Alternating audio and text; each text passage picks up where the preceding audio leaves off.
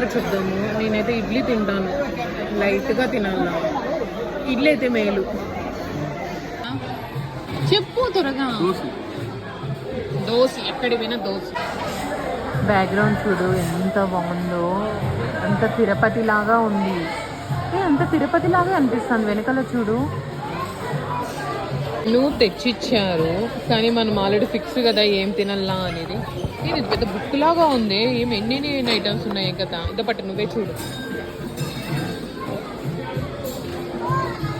ఏం చెప్తావు నువ్వు? ఎంత తిప్పేసినా ఏం చెప్తావంటే దోశ, మసాలా దోశ.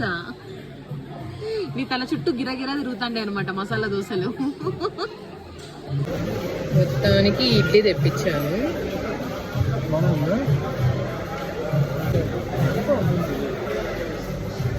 రేట్లకు భయపడాల్సిందే.